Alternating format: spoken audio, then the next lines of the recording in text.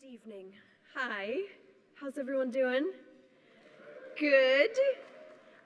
Welcome to the 2023 American Institute for Stuttering Gala. It's our 17th annual gathering, which is crazy. I know. I'm going to be your host for tonight, and I'm a very proud AIS board member, and I, like so many people out there and in this room, I'm a person who has struggled with a stutter. And in fact, we're all here tonight because stuttering has touched our lives in some way. This genetic and neurological condition might affect us, our child, or another relative, a friend, or even a work colleague. Though no one's stutter or experience is ever the same, we all share one thing in common, and it is a hard and often painful road to learn how to live with and manage your speech. And for those who surround us, it's often difficult to know just what to do and how to support a person who stutters. So you guys are doing the right thing. You're in the right place.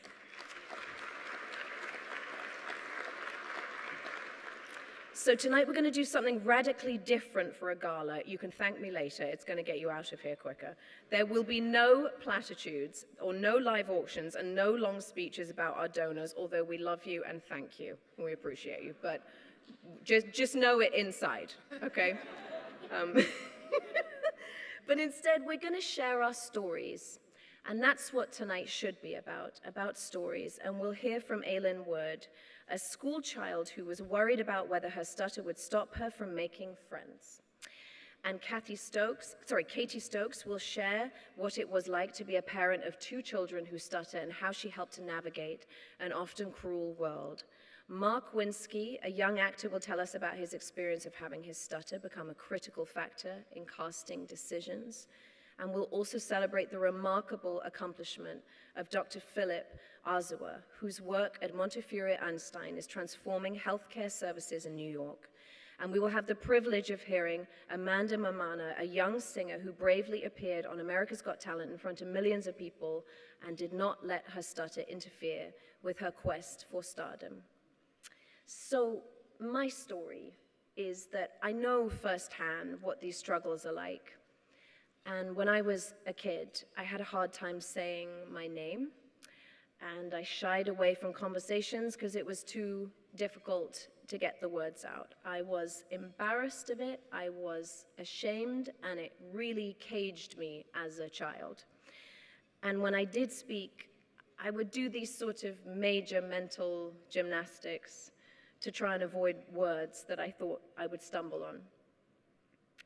And I had so many thoughts that I never shared because I was too embarrassed and worried that they might not come out well. And I was just very lucky, to be honest, to have a teacher who had this sort of brilliant idea to see what would happen if I put on a character or a silly accent. And that one thought did change my life. It did allow me to speak fluently for one of the first times. And when I think back on my younger days, I just wish I'd had AIS. I wish I'd had them as a center of gravity. It truly transforms lives. They are warm. They have warm and wonderful therapists to help each person understand how to physically and emotionally work with their stutter.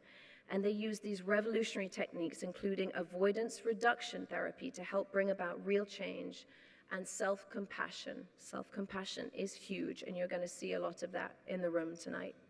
They work with families to understand how best to support a person who stutters, and they offer groups for peer cohorts so that common experiences can be shared and learned from.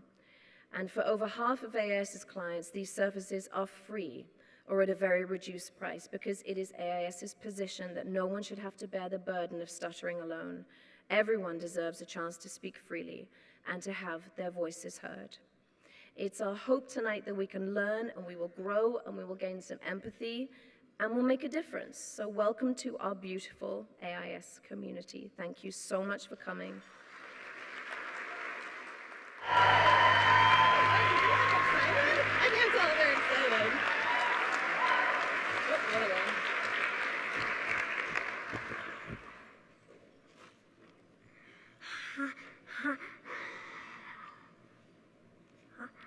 everyone. My name is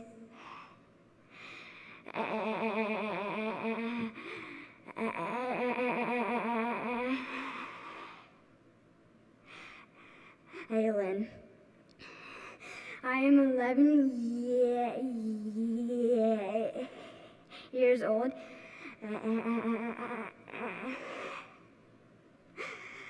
And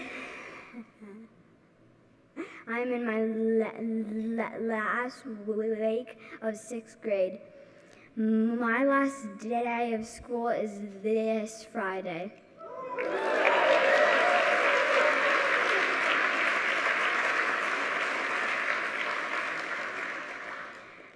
As someone who stutters, standing up on a stage and giving a speech to hundreds of strangers, just like I'm doing right now, is a bit intimidating.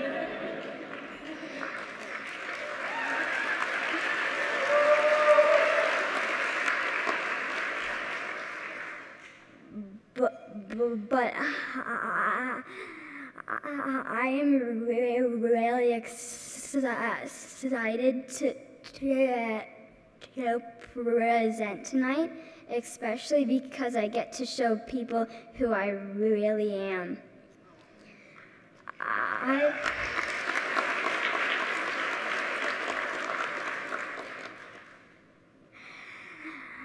I became a student of AIS halfway through 3rd grade. I thought stuttering was bad and people wouldn't want to talk to me because I'd take a long time to say things. My parents had noticed my stutter, but didn't know what to do until we found AIS.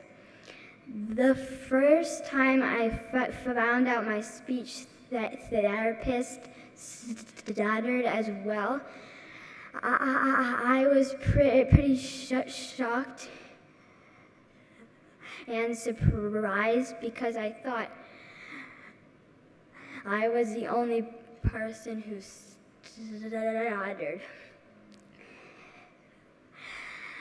I felt more proud of my stutter because I knew that I was not the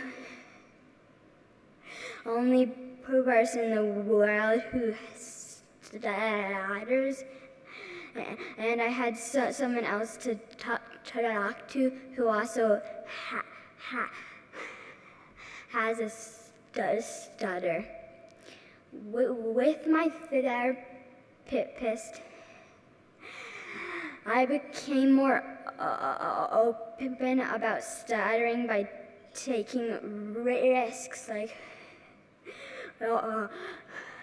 ordering food for myself and giving a presentation about stuttering to my class. That was how I met my friends, because after the presentation, they came up to me and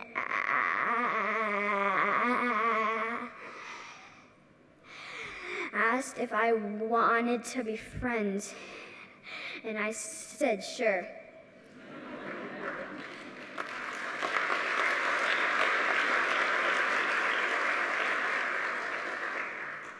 Now I know that my stutter is a part of who I am and makes me, well, me.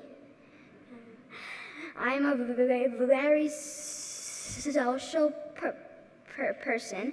I love to be silly with my friends. I love to play video games and interact with people on my headset.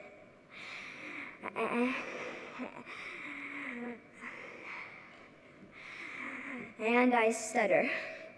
I'm determined to keep talking to other people and making friends throughout my life. If you are a stutterer, although stuttering has a big effect on your life, you are unique and special, and don't let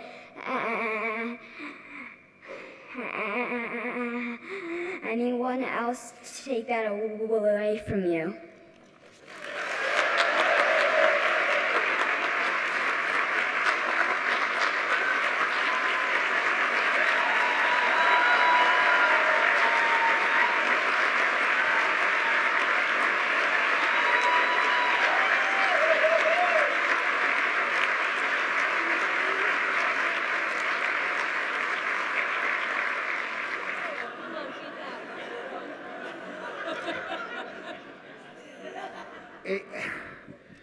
I just got to compose myself at so many levels right now. Aylin, that was absolutely amazing. It was just incredible. I'm so proud of you. So proud of you. First I had to follow Emily, then I had to follow you, so I'm basically toast right now is where I'm at. But you are the reason that we have AIS, and we could not be happier, so thank you. Really, really, really. Incredibly brave and extremely well done. And you're also why I'm honored to be here, to be involved, to be the chairman of AIS. I've been on the board 20 years, and my wife Priscilla Almodovar, my wonderful wife there, says every year when this gala gets going, she says, besides your work and your family, this is the most important thing you do. And I completely agree, and it means so very much for me to be part of this and be involved with AIS. And I just have to do one thing about the chairmanship. I'm the chairman, Nolan Russo is my predecessor, and before him we had Sander Flam, who many of you know passed away this year, and he did a fantastic job for many, many years and was dedicated and warm and kind and a great mentor to me and Nolan, and he will be appreciated and very, very missed. So thank you.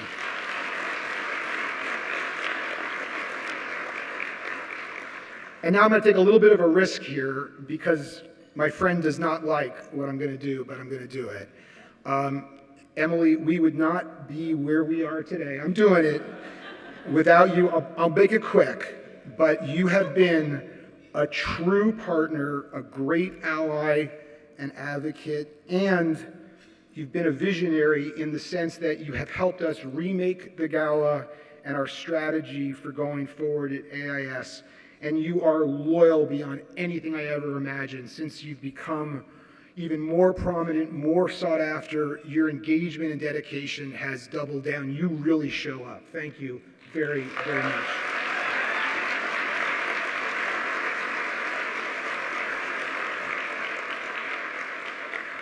So Emily asked for personal stories, so I will give you mine and ours. I've been a stutterer my whole life, and fortunately I found therapy like AIS when I was, I would say, a young adult, my mid-20s, that really, really helped me. And it was very similar philosophy to AIS. And so I love interacting with fellow adults and professionals who also stutter. And I want you to take me up on this offer. You can speak with me anytime. Call me. You can find me at Debevoise. You can email me at edinallo@aol.com. Please don't laugh, but that's my email address. And I really want to help and share whatever modest advice and life experience I might have. But what brought us to AIS was our son, Robert, who is here tonight. And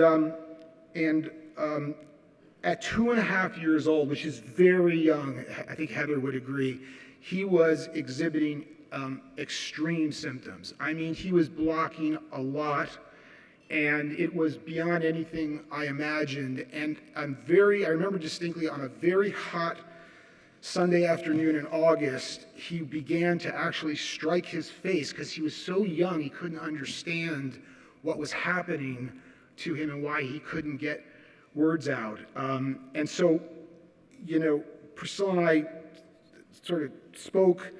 We decided, we had to really, think about this. I was completely asunder. I was guilt-ridden, and I didn't know what to do. And so the next day on a Monday, I did something I've never really done, and I've never done it since.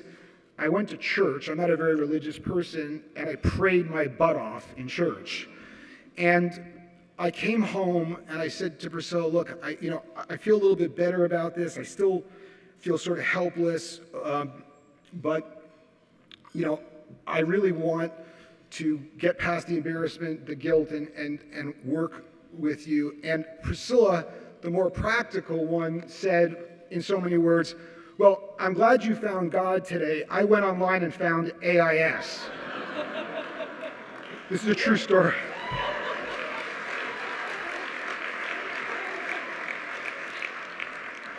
And it is 10 blocks from our apartment. And between Priscilla's engagement and Robert's hard work, AIS completely transformed him. It was a miracle, I mean, honestly. And today he's off to medical school, a fluent adult, and I'm just so proud of him.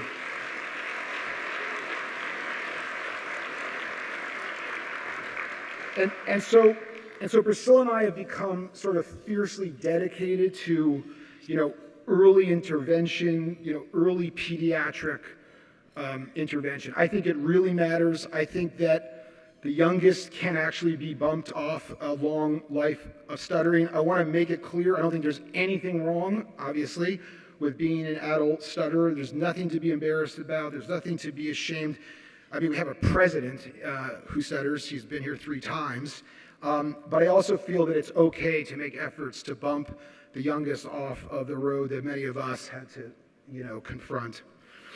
And I just want to end with some acknowledgments. First of all, the fantastic staff at AIS, they're absolutely amazing.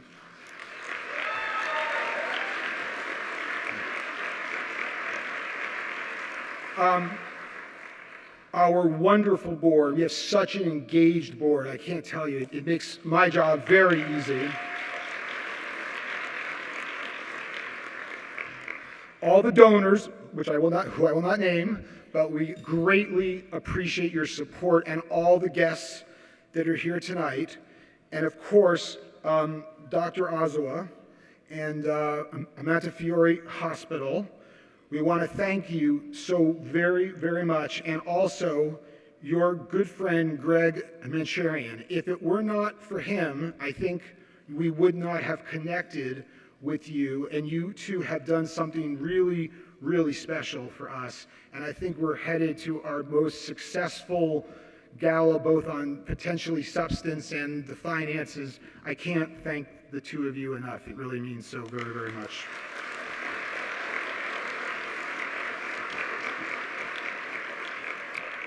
Okay, finally, I was asked to do this. They put me up to it. You heard we're not going to have an auction, and not only we're not going to have an auction, but we're not going to have the rising thermometer thing.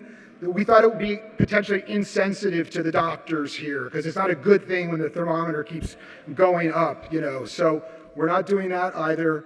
But at your table, you have a piece of chocolate, and if you are so moved, you can text to give. And just know that whatever you do, that will go to the pediatric scholarships. And I'll just say that last year, over half of our patients received either substantial or complete scholarships for treatment at AIS. And so I'm very proud of that, and you should take credit for that. Thank you.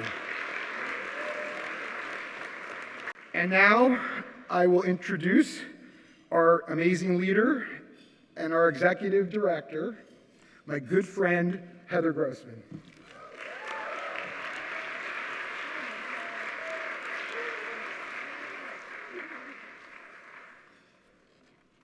Thank you, Eric, for your remarks.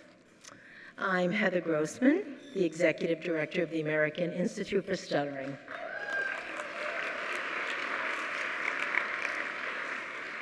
It's essential for us to take some time this evening to talk about what is true and not true about stuttering.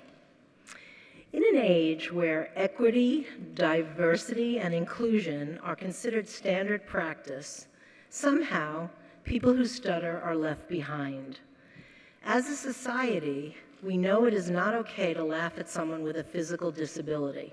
Yet, people commonly make derogatory remarks and mock stuttering. We see it in the media.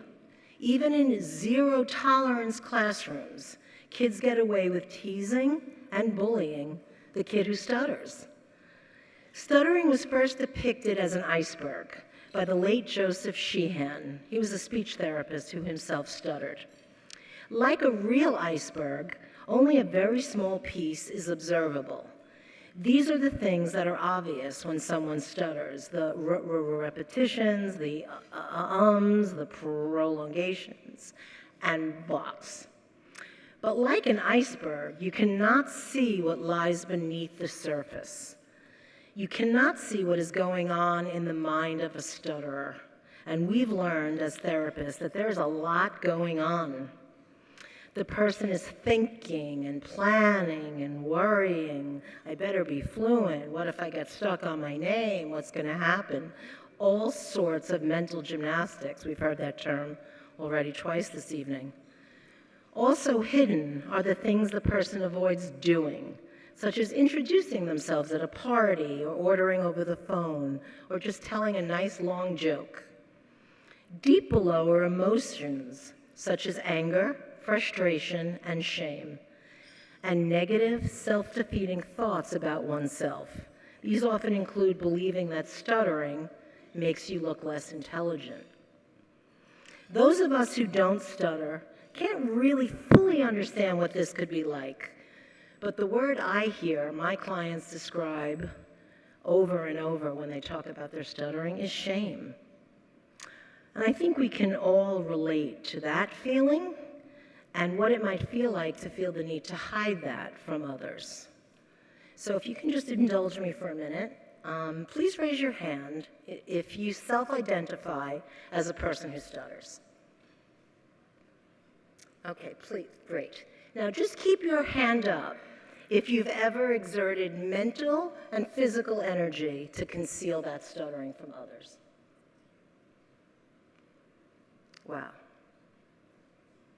Wow, thank you, thank you. So I think we can see that that really is the universality, right? This drive and need to eliminate and conceal stuttering. And we know as therapists that that is the real source of the struggle and tension, not the stutter itself. What do we really know about stuttering? We know it is genetic. It definitely runs in families. The genetic component causes what we might describe as a neurologic glitch in areas of the brain involved in speaking. It is interesting, by the way, that this is partially why people who stutter do not stutter when they sing, as when you're singing, you're using different areas of the brain than when you're speaking. Given that stuttering is one of the few difficulties that we can have that could be potentially revealed in literally every social interaction you have, it would make sense that people would worry about it a lot. Once you've been laughed at while you're stuttering, of course you would try to hide it. While stuttering can most definitely cause a great deal of anxiety, we know that anxiety does not cause stuttering. What not all people know is that those who stutter are no different in terms of intelligence, capabilities, or language skills. And in moments of disfluency, they are in no way forgetting what they want to say. In fact, people who stutter often present a unique perspective that contributes value and diversity. They often develop the skills to be superior listeners, observers, analysts, and empaths. So, how do we melt the iceberg? Traditional speech therapy only focuses on the surface features, and that's kind of like taking a pickaxe to the tip. What we must do is go beneath the surface. At AIS, we first and foremost establish a trusting, emotionally connected relationship with our clients. And with them, we create an individualized, holistic plan for their therapy. We help our clients identify and actively shift the unhelpful thoughts that they have using cognitive therapy exercises. We practice positive self-regard, self-compassion, healthy self-talk. We reduce speaking fears through exposure exercises, which involves things like going out and practicing in the real world, ordering in coffee shops, speaking to people on the street. We work to eliminate avoidance behaviors and the physical crutches that people use to speak. We practice stuttering with less struggle and less anticipation. Our philosophy is if you stutter, we're going to make sure you're really, really good at it. We connect clients with other children and adults who stutter to a very, very true community where they learn they are not alone. They see the data to prove you can be an excellent communicator and stutter at the same time. This deeper work helps eliminate much of the baggage and avoidance that holds people back. Our research confirms this. Those who are the most open about their stuttering and who let themselves stutter openly, these are the ones that have the best quality of life outcome measures. As the person who stutters begins to melt their iceberg, we as a society must begin to warm the waters around them by challenging the stereotypes and biases that still surround stuttering. Disparaging or microaggressive remarks such as, wow, you said that without stuttering, or inappropriate suggestions that are intended to be helpful, such as relax, take your time. Also, impatient, surprised looks. These things all keep the water icy. Keeping a neutral face, normal eye contact, and just listening patiently without jumping in, this makes the water a little warmer. It's time to create more allies for those who stutter.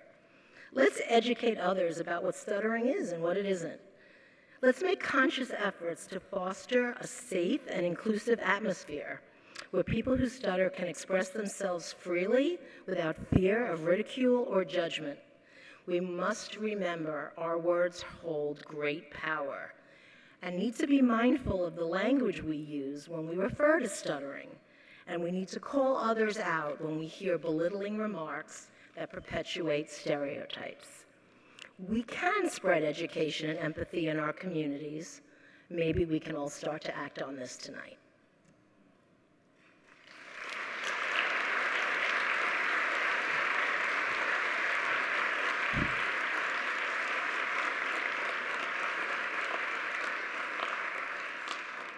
Thank you so much. It is my privilege to recognize the amazing AIS staff. We were a little squashed up here, so if I could ask you guys to please stand.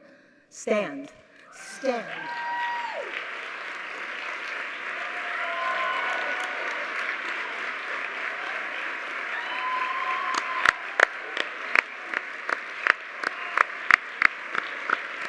So I just want to introduce our staff. If you could just raise your hands in the New York office. We have myself, Mark O'Malia. Where are you, Mark? Mark. And Crystal Kubart. We have the director of the Atlanta office right here, Carl Herder. And speech therapist, Margaret Miller. And in our Santa Monica office, just having celebrated its 1-year anniversary just a couple months ago, we have Greg Scott. I also want to point out our financial manager, Banafshe Unger. Where are you, Banafshe? And the person who makes it all run, which is Bridget Scully, our amazing office manager. And I just want to take a special thank you to our fundraisers and event planners and business developers, the strategic muses, Savala Rocca and Jill Blasking. Please stand up. Thank you. Thank you. You guys are amazing. So just before I leave, I would just like to remind everyone that the text to give, 44321, all of that money will go directly to scholarships. So everything that comes in tonight will go directly to help an underserved child receive speech therapy. So good to know, right? What? Oh, what is it? Oh, text the word stuttering to 44321. Thank you.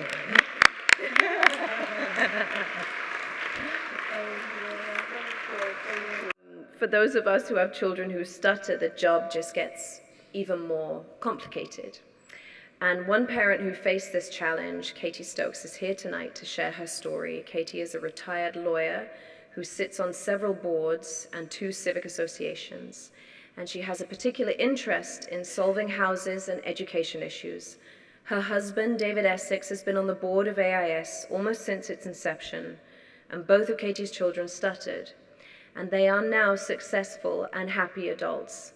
So she's going to come up here and share some of her insights into raising children who stutter with us now.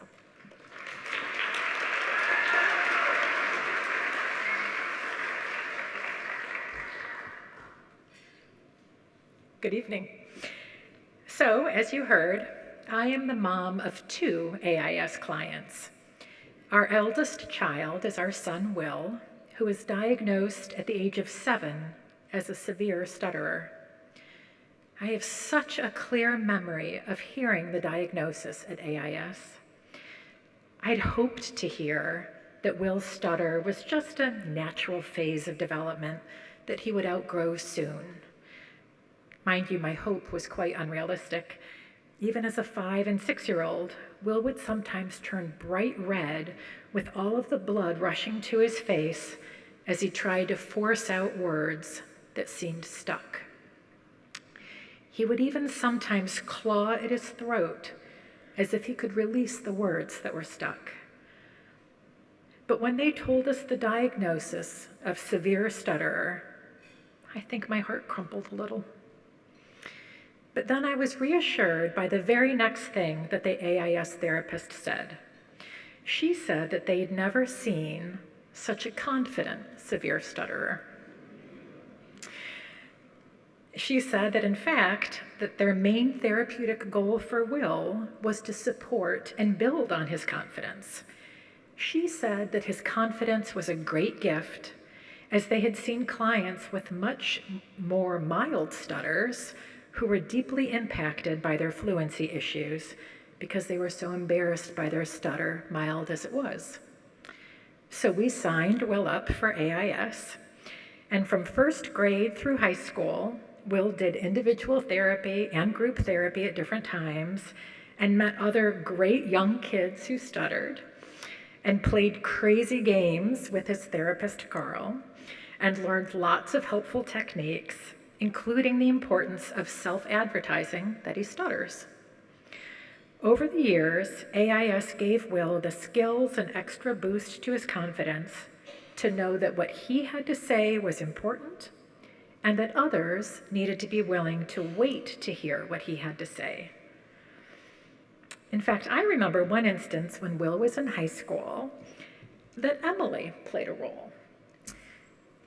She helped him feel extra confident about an issue he was facing in school.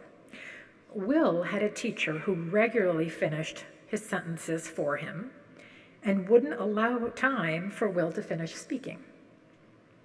Will had tried directly speaking to her, and I had tried during parent-teacher conferences, but she just kept cutting him off and finishing his sentences.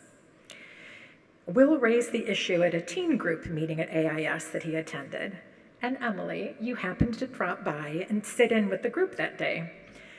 When Will got home, he was all aglow because Emily had been outraged by the teacher's actions and offered to Will to contact the teacher directly on his behalf. Isn't that fabulous?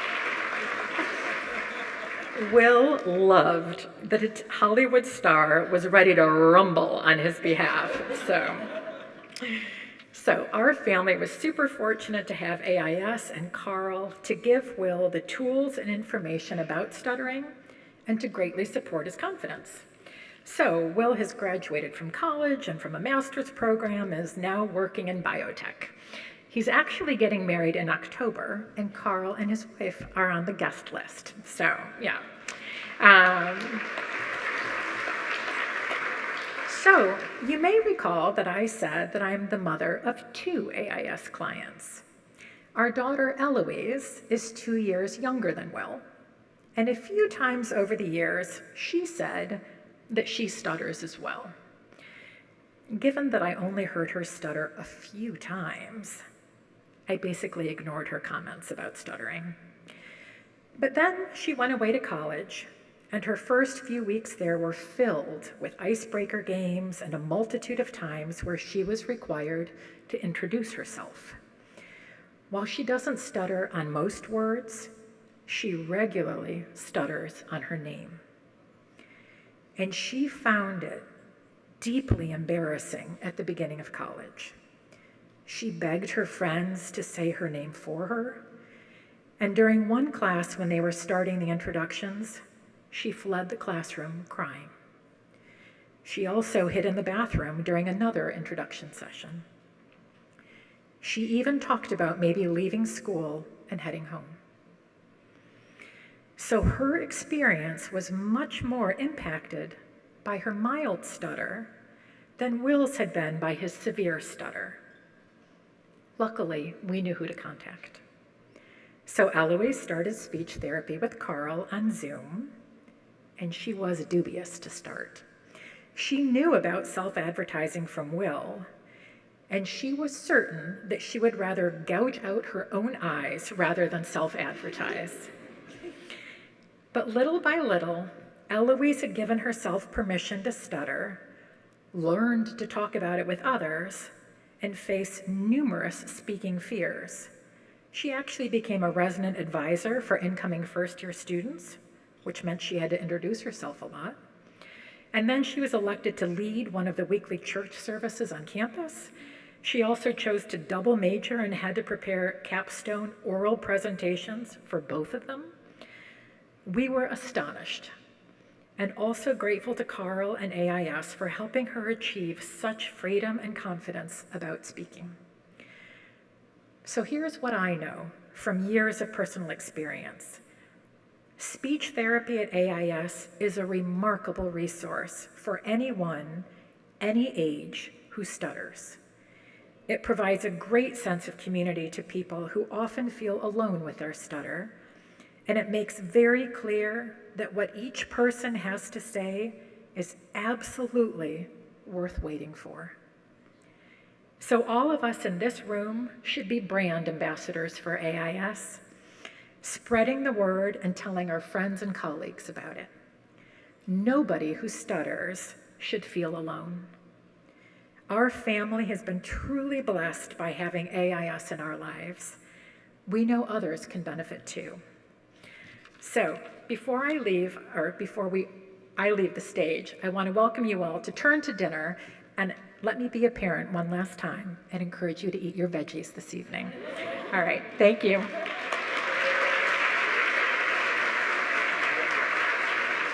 I hope you enjoyed your dinner and you had a chance to talk about some of the very compelling stories that we've heard thus far.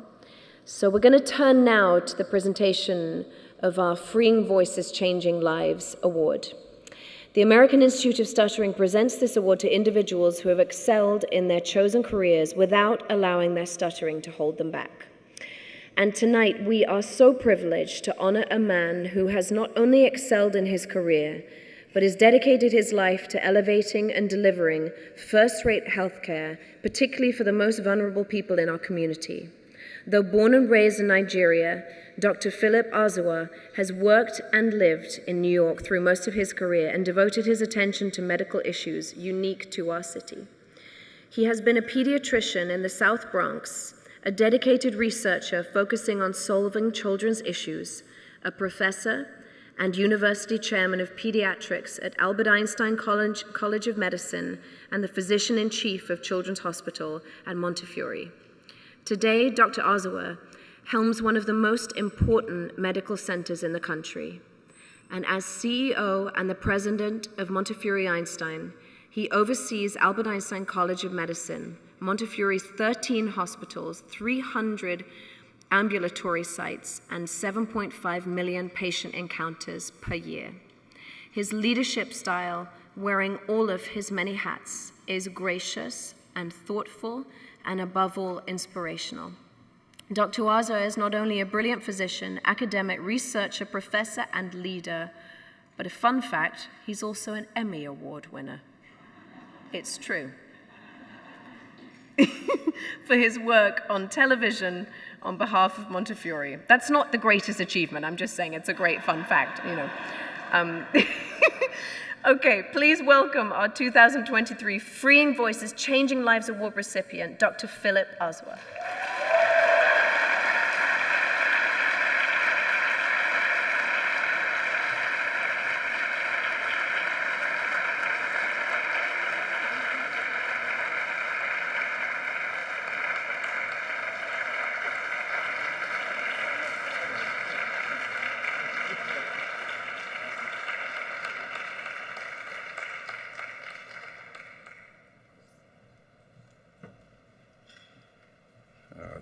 Thank you so much. Thanks, Emily.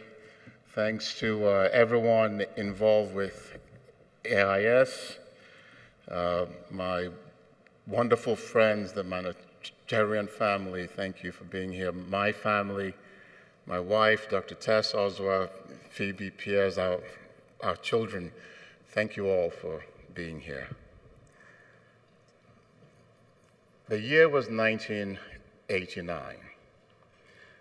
You arrive as a young immigrant doctor who started fairly obviously as a child, and you arrive in New York to train at this big institution, this hospital. And in your first month, you encounter two people. A supervising male doctor who went out of his way to draw unflattering attention to any word upon which you stuttered. It was a sort of a sport for him. And you also encounter a female supervising doctor who, at the end of who barely spoke to you all month long, and at the end of the month, writes your evaluation and says you were unqualified, unintelligent, unworthy to be in that institution. And you're sure that it's a mistake because, among other things, you always wore a shirt and a tie and trousers and polished shoes and a starched white coat, and she had rated you on every attribute. On a scale of 0 to 10, she rated you a 0, including on appearance. And so you're thinking, well, my intellect may not be up to par, but I looked sharp, I thought.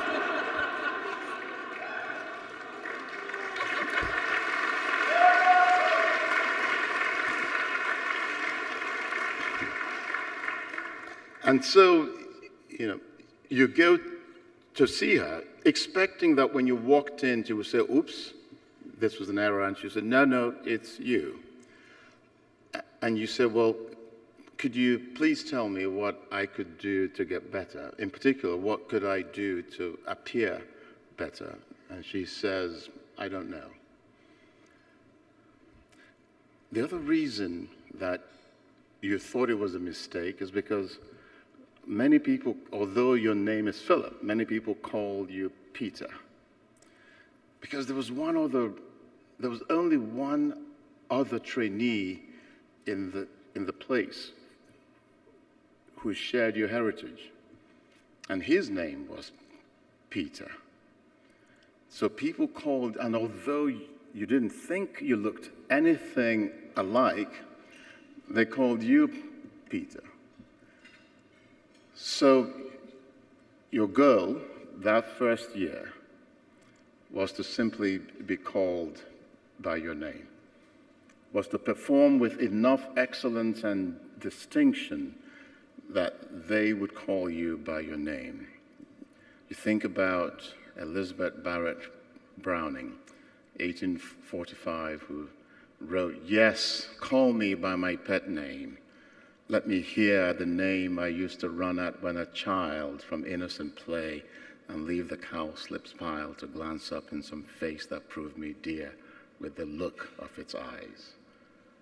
I miss the clear fond voices whose being drawn and reconciled to the music of heavens undefiled call me no longer. You're 6,000 miles from home and you miss the voices that called you by your own name." 13 years later, you enter the elevator in the hospital going up to the 10th floor to visit a patient. There's only one other person in the lift, and a meek voice says, "Good morning, Dr. Osler." Yes, it's our friend, that supervising doctor who rated you in your first month. She calls you by your name, but not your first name. She calls you out of deference and respect by your last name formally. Because you still wear the starched white coat, but now on your coat it says Professor and University Chairman. And underneath it, it says Physician-in-Chief. You're now the head of the department.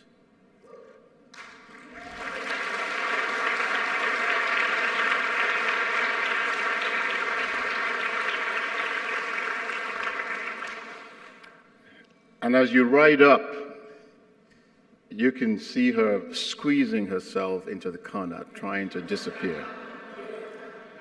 And you can literally smell the fear. And you can hear her thinking, "I wonder if he remembers." Because you've never said anything about it since. But now, 10,000 doctors work for you. When you walk into the ER now, everybody stands up, including the male doctor who mocked you.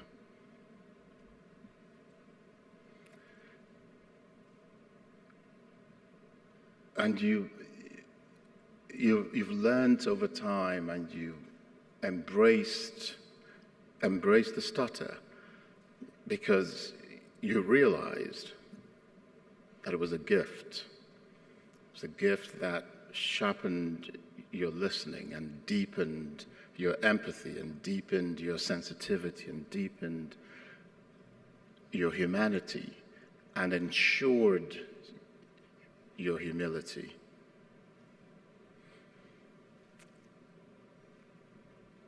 And so even the one that mocked you stands up now when you walk into the room.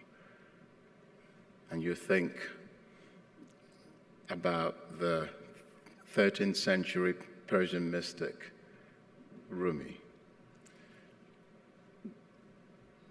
who said, "You've seen a herd of goats going down to the river.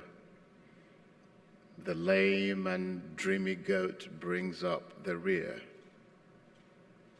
There are worried faces about that one, but now they're laughing because look, as they return, that one is the leader." There are many different ways of knowing The lame goat's kind has branches that trace back to the roots of presence. Learn from the lame goats and lead the herd home.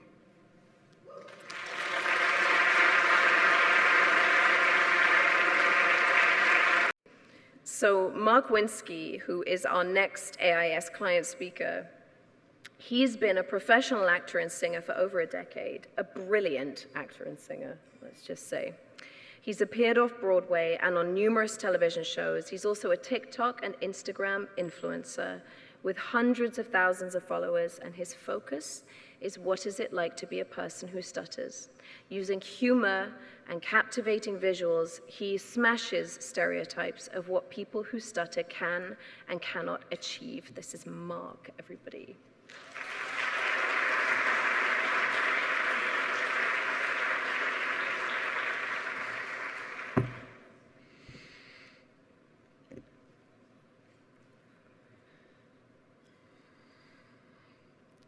A director told me once, "You promised us that you wouldn't stutter during the show.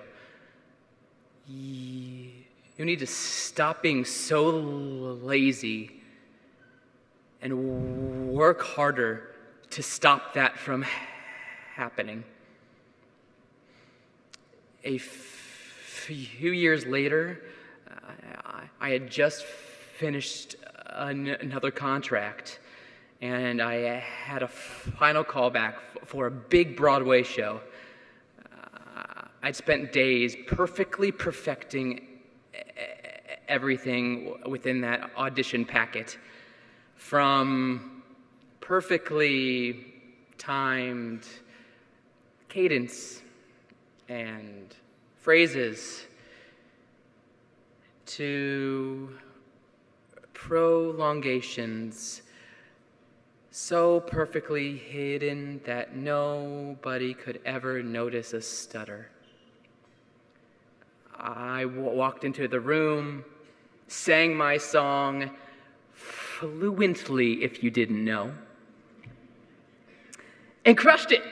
It was so great, so great. And then came the dialogue, and I stuttered. And boy, did I stutter a lot. When I was done, the casting team and the director, who I knew very well, said, "Thanks for coming in, Mark. We love your work." That walk from the center of that audition room to the door was one of the longest walks of my life. A never-ending hallway of shame. The door slammed behind me like a ton of bricks, just weighing down on my soul. And I just remember standing there underneath the fluorescent lighting, head down, thinking,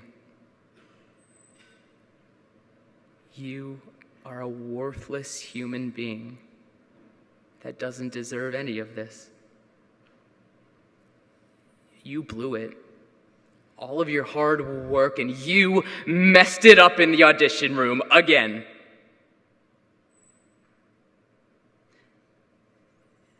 And then something shot down from above, like a lightning bolt. Wait, I can't do it this way anymore. If I'm going to be continuing this career, I can't do it this way. It doesn't give justice to any of my directors, to any of my fellow actors, casting, and even the characters I'm portraying. It doesn't give them that truth by hiding a part of who I truly am. I wasn't actually acting. I was living truthfully under imaginary circumstances. I was just trying to say some words as fluently as possible. And that, I guarantee you, is not acting. That wasn't authentically me. Before this time, I also said, I'm so passionate about acting and performing because I don't stutter when I perform. And that was a bold-faced lie to everyone in my life. And that was because of the shame I'd had in openly stuttering through my career. Now, question for all of you.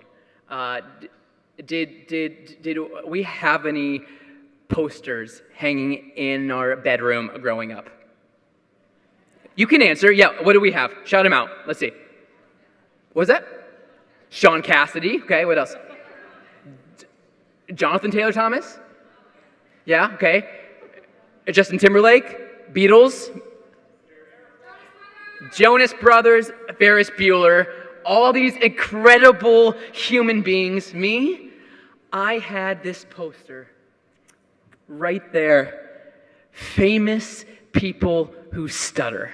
Right on the wall. And it had James Earl Jones. And it had Bruce Willis. And it had this, Emily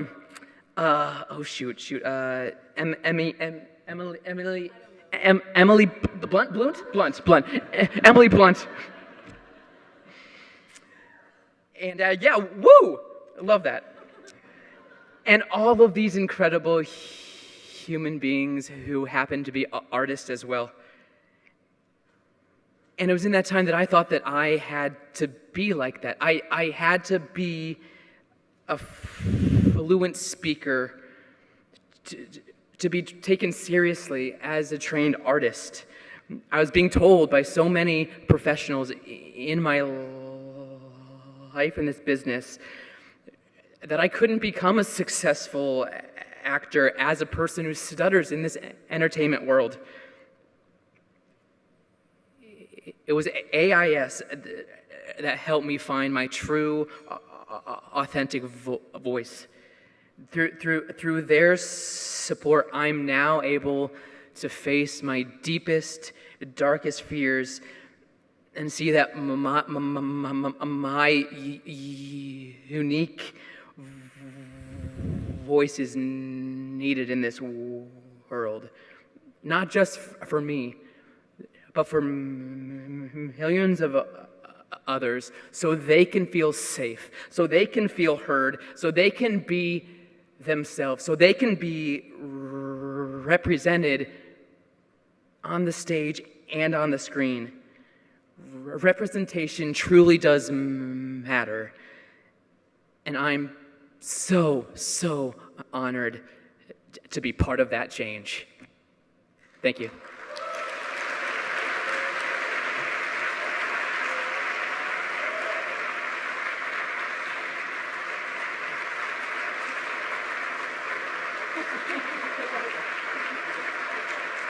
So our final guest tonight is a brave and beautiful performer. She took to the America's Got Talent stage in front of millions of people, and she lived out every singer's fantasy, making it through to the semifinals. We are privileged to have her here tonight to sing two of her original songs. Please welcome the amazing Amanda Mamana, a superstar to be and a person who proves that stuttering should not be an impediment to making your dreams come true.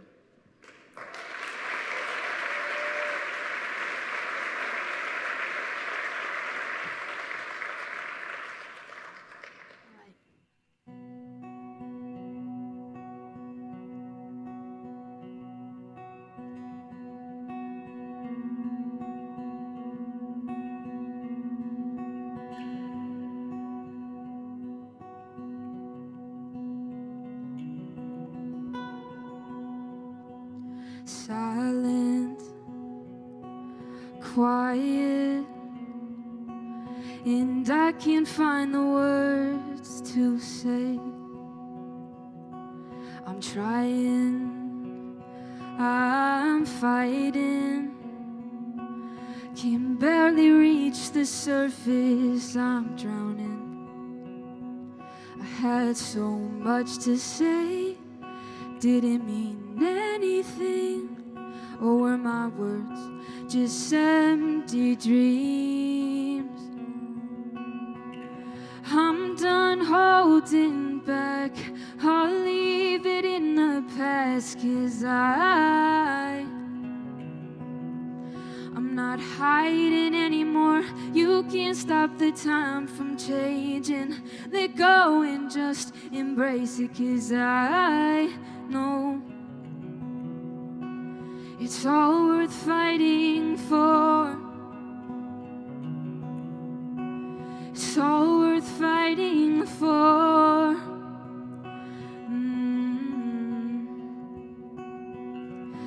I've waited long enough for what I thought was impossible for me, for me. And I've walked through fire, but I've come out higher, 'cause inside me there's a fighter. I'm done holding back, I'll leave it in the past, 'cause I'm not hiding anymore. You can't stop the time from changing. Let go and just embrace it, 'cause I know it's all worth fighting for. It's all worth fighting for. It's all worth fighting for.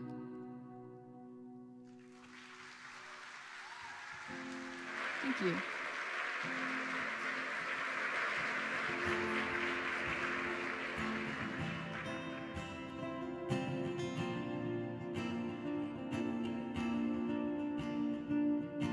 How am I supposed to love if I've never loved myself before?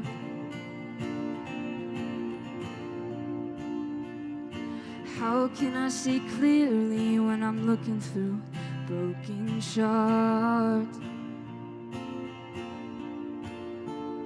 I wish that I could see myself through your eyes, 'cause if I tried, maybe I'd find perfect, imperfect, and beauty isn't those scars.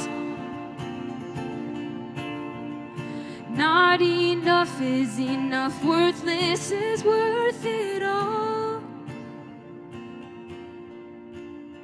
'Cause broken is beautiful.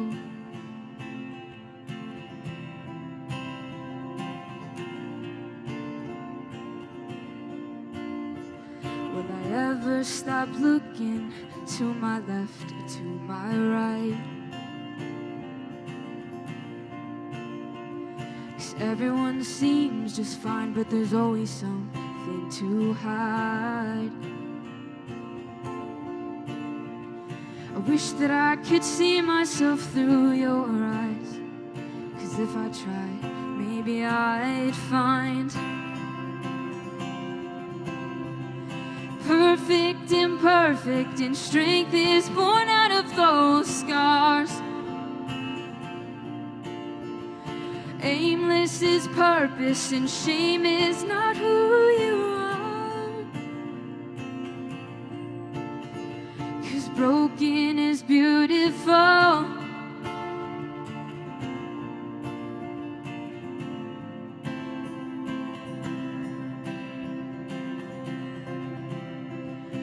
When the rain falls, the mask fades.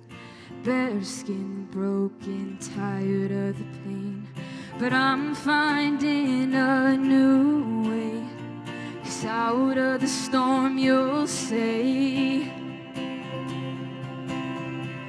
perfect, imperfect, and beauty isn't those scars. Oh, not enough is enough, worthless is worth it all. 'Cause broken is beautiful. is beautiful. Beautiful. Thank you so much.